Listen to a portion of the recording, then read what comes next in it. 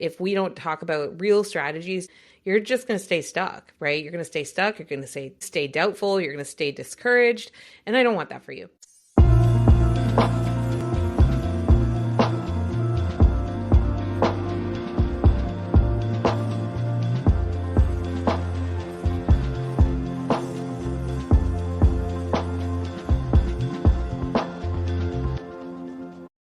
Well, hey, welcome back to the Amanda Kaufman Show for this solo episode where I want to talk to you about imposter syndrome.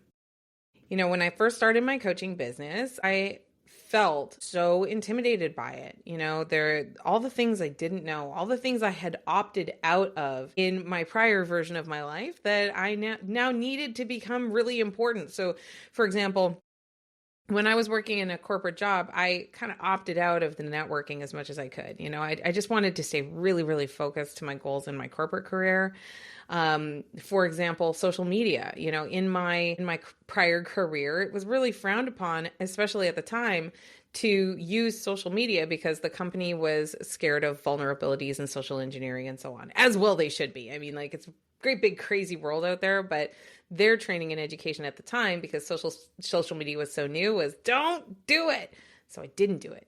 The list goes on and on, but the point is that when I wanted something new for my career and how I earned money, I had to activate things that I didn't think were important until I realized how important they were. One of those really big things was around the social journey. Like I said, I was really, really, really focused in my prior corporate career that when it came time to be someone else's coach, I was like, I don't know anybody.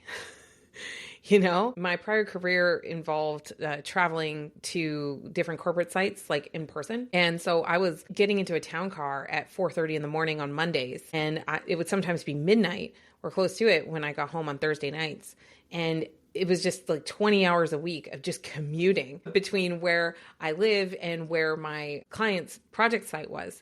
So I spent a ridiculous amount of time either on the road, or if I was socializing with people, they were in another state, and it was all professional. It wasn't a personal relationship whatsoever. So when I decided that I wanted to do this instead of that, become an entrepreneur and become a coach and be somebody that people could look to for coaching support, I had no idea how much growth I would have to go through to get to a place where I was going to be successful at that. And that's what I want to talk to you about today, on this little solo episode, is the idea around imposter syndrome. Let's cover that. I also want to talk about what to do about it, right? Because we can talk about how it freezes us and it stops us all day long. But if we don't talk about real strategies to do something about it, you're just going to stay stuck, right? You're going to stay stuck. You're going to stay doubtful. You're going to stay discouraged. And I don't want that for you. And then from there, I want to talk to you about, so what, now what, And so let's get into it. What is imposter syndrome? And it turns out one of the solutions to imposter syndrome is actually baked right into this very question. What is imposter syndrome anyway?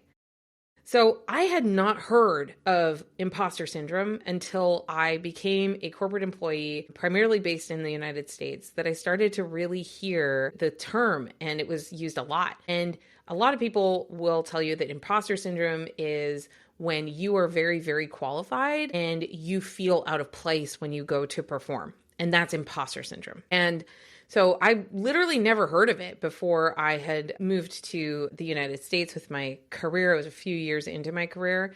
And I'll be honest with you, when in my early days of my career, I really was straight up ignorant about diversity and equity and inclusion. I was really optimistic. I have a degree in chemical engineering, and that particular discipline of engineering does attract more of the female persuasion than other disciplines, just kind of a fun fact. So I hadn't really thought about what the ramifications of imposter syndrome could be until I started to get to an age and a life stage where my life started to come into conflict with my work life. I was such a good analyst, kind of the beginner level in consulting because I was so excellent at just saying, yes, yes, I'll do that. Yes, I'll do that. Yes, sign me up. Yes, yes, yes, yes, yes. And I'm not sure that I would recommend any young person do different than that. I think that that's a great way to put yourself in the way of like learning things. And especially if you're still not totally sure about what you want to create. So I said, yes, yes, yes, yes, yes. But then, when I was about 25, I met my now husband and I started to, make moves towards familyhood. He was married previously, so I got a couple of bonus kids. And it was kind of interesting how things shifted at work really quickly, not because I was initiating the shift, but because so many people were responding to me differently, knowing a little bit about my personal background. So I learned like really quickly not to bring up the kids, not to talk about that in the workplace, not because I didn't want to talk about my kids, not because I wasn't proud of my kids, but because I noticed that I stopped getting as many opportunities handed my way because people were making assumptions about what my priorities were on the basis of my gender. Like for the first time ever, and it wasn't just the gender. They thought they were being polite by not overloading the mom, right? They thought they were being polite by not overwhelming me or putting me into a position. So it's so interesting because it was so opposite to what I wanted. In my career, it was a big deal for me to be able to go to university. And it was a big deal for me to get the job and the opportunity at that company. And I wanted more. I wanted to grow. I wanted to, have this impressive track record. And I wanted all of that. So rather than put me in the position of having to explain, it's okay, I have people that help me with my children, or it's okay, like this is a known desire, it was just easier for me to just like not discuss it. So I didn't feel like an imposter because I got married and I had kids built in. And I didn't feel like an imposter later when I had more kids. The imposter feeling really started to come up for me when I started really pushing my growth in new areas and stepping into new rooms that I wasn't necessarily being asked or invited into, just like showing up, doing the work, and then getting picked and then getting invited. And when I did that, I started to hear and read a lot more about this imposter syndrome thing. And it got in my head. It got in my head in a big way that, women in corporate America are supposed to have imposter syndrome, and I didn't question it. Not until years later. Fast forward a few years, I've now become an entrepreneur. I've now decided that I am going to go all in on this thing. And I was confronted by all of these skills, these capabilities, these things that established entrepreneurs just seem to magically know how to do. I was confronted by the fact that I didn't know how to do anything, right? And I don't mean like anything. Obviously, I'd been successful in the prior career, but it felt like I was such a fish out of water with selling, with knowing what to market, with knowing how to find out information, with knowing how to actually do this thing. What's really interesting about entrepreneurship is a lot of people get into it because they want the freedom. But the other side of the freedom coin is you have so many options. You have so many decisions. And I didn't realize that there was a version of freedom in my employee world where I was free of a lot of decisions. I didn't have to make a lot of decisions. I knew how much I was going to get paid. I didn't get to decide that. I didn't have to decide that. Didn't have to decide how to dress. Didn't have to decide where to go. Didn't have to decide what my work hours were. Didn't have to decide what the standards were for my work deliverables. Like it was all decided for me. And there's kind of a freedom in that, right? But being the rebellious and creative type that I actually am, I appreciated and strongly desired the ability to make new rules and to lead myself and others through different rules. So that's why entrepreneurship was ultimately perfect for me. But there was this period where I didn't know anything, or I just felt stuck, because I didn't have the experience in that area. So I kept hearing, and especially in the coaching world, imposter syndrome. The reason why you're not succeeding is imposter syndrome. And I was bought into that, like just hook, line, and sinker. I was absolutely convinced, yep, I've got imposter syndrome because that's what everybody says that they have. And here's the part where I tell you what to do about it. What actually is imposter syndrome? kind of coming right back to that. It's a very, I think, dangerous idea because, first of all, if you're assigning yourself a syndrome and you're assigning yourself a syndrome, like that is a big deal, because if you have a syndrome, that means that there's nothing you can do about it. And because it's just pervasive, it's just who you are, right? It's a syndrome. And if you're an imposter, it means you don't belong. That's what it means. You don't belong here. So for you to have imposter syndrome, that means that there's nothing you can do about it. You don't belong here. And I'll never forget this. It just occurred to me one day. I was like, what is this anyway? Because I am into psychology. I am into high performance. I love reading books and studies and everything. And I noticed that imposter syndrome was appearing on websites and in literature and in blogs, but it wasn't showing up necessarily in more academic spots. I'm like, that's weird. And then I realized, I was like, I've not heard this term until I was working in higher levels of corporate America. Like I didn't even hear the term. And I'm like, that's weird. Like I don't recall ever hearing it when I was growing up in the remote Arctic town that I grew up in. I was like, this is so interesting. So I looked into it, and I had assumed, and I think a lot of people do, that imposter syndrome is a diagnosis that you're going to find in the handbook for like therapists and psychologists that tell you like all the things that could be wrong with you mentally.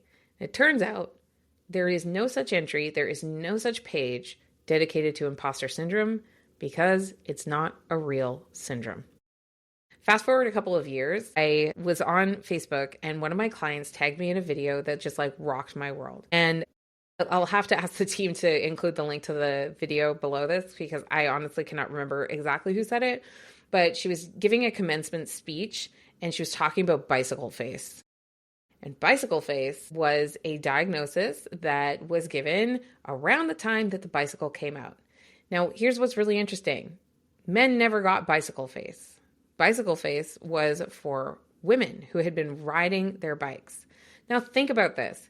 If you're riding a bike, you're probably exerting yourself. You're probably like pushing against the wind, right? It's normal to be flushed when you exercise. And they had turned it into this like whole big diagnosis, which thank goodness is no longer around. But the point that they made in the speech, and we really must get the link below, that imposter syndrome is kind of the same thing. Whenever you go to do something new, you're going to have uncertainty. You're going to be unsure and you're going to have doubts about what you're doing because you've never done it before. And that doesn't make you an imposter. That makes you normal, And the idea that only very educated people, particularly women or minorities, can get this syndrome, I think is super harmful, because you're not an imposter because of your age. You're not an imposter because of your gender or who you pray to or anything like that. Like, what a preposterous idea, and you're certainly not an imposter if you've educated yourself. Now, you might actually still be facing some nerves, facing some worries, maybe even triggered into anxiety. I'm not a mental health professional. I'm a high performance coach. I'm a business coach. It's possible you feel uncomfortable. But there is worlds of difference between feeling uncomfortable in a situation and not belonging there. And when I realized it's not a real mental health condition. It's not an actual syndrome, and is only ascribed to people who look different than the people who are already sitting in the room. I got to tell you, the thing I really did about that is I said, forget it. Forget that you were ever told what imposter syndrome is. Just know thyself, to know that like when you go to do something new, you might have to take a nice, deep, enriching breath before you go do it. You might need to prepare for that particular circumstance. As a high performance coach, I've worked with so many very high achievers who've achieved amazing things, but they struggle with accepting the idea, and this is an egoic issue, right? Their ego has a really hard time with the idea that they're doing something actually new. When you want to go advertise on the internet and you've never done it before, there's a lot of things that you're going to get made aware of and presenced to when you go to do that activity. And the fact that you don't automatically already know what to expect because you have some PhD or you have some master's degree or because you've got 20 years of experience in this other domain, that doesn't make you an imposter. It doesn't give you a syndrome. It makes you somebody who is on a learning journey. And, you're not bad for wanting to learn more. There's nothing wrong with you because your heart rate is quickening because you're worried that people are going to laugh at you. That's all very normal stuff. And I've worked with enough men to know that they feel that too, right? Like I think a lot of times when we have these conversations about who's an imposter, who's not an imposter, I do think that there is a level of comfortability that you'll have when you're in a group of people that look and sound and act like you. There's no getting away from that. But even then, even that said, it doesn't mean that you are incapable of learning a new capability, a new competency, something new. So what and what now? If you've been telling yourself, I can't do it because I have imposter syndrome. In the words of Bob Newhart, stop it. Stop it, right? Like just choose challenge over the diagnosis. Choose the challenge over the diagnosis because you may legitimately have real concerns, with mental health. You don't need a fake one. You don't need a pretend one on top of it. And it's just very likely that your own personal growth and development includes emotional regulation around not knowing everything. All right. Well, thanks for joining me for the Amanda Kaufman Show. And I'm looking forward to seeing you in another episode. In the meantime, if this is really helpful, go ahead and share it with 3 of your friends and leave an honest review. If you loved this, if you want more people to find out about it, the best way to let them know is to leave a 5-star review. Thanks so much for being here. Don't forget to subscribe, and we will see you next time.